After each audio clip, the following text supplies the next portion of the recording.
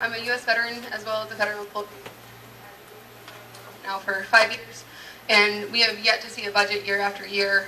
What are your plans, considering not right, get the budget taken care of, to avert a government shutdown on the 28th?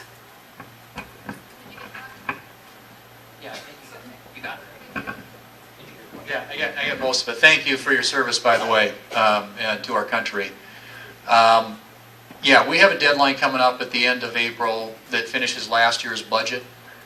I was an advocate last fall after the election of getting it done then, of just basically making a deal for fiscal year 2017, but I wasn't what's that?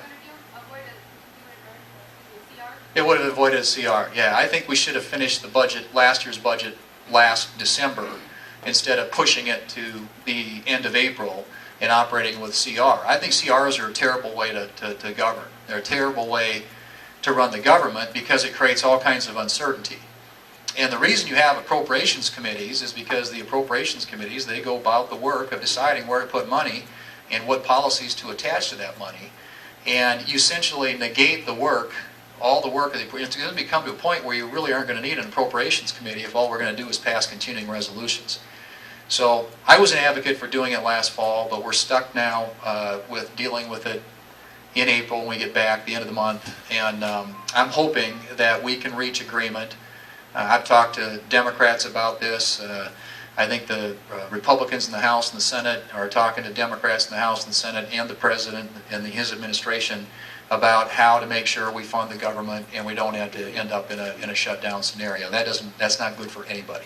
Yeah, follow up. Shout it. Why is it every time there's a deadline, there's always a vacation done right before that deadline?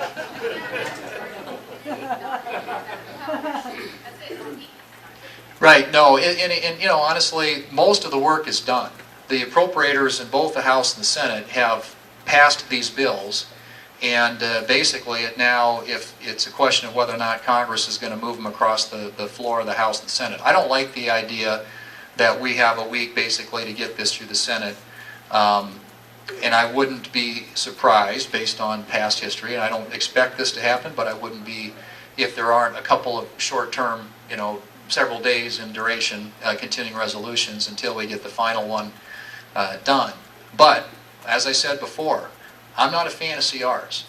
I think you have appropriations committees, you have a budget process, and you ought to use it. And the fact that we've resorted now to falling back on passing continuing resolutions every year, to me, is a terrible way to run government. And if you're somebody who has to function within that system, all it does is create uncertainty year after year after year.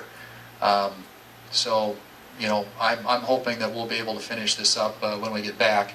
And I don't know why they picked April 28th. Again, I was advocating at the time when this decision was made at the end of last year, let's finish our 2017 budget now.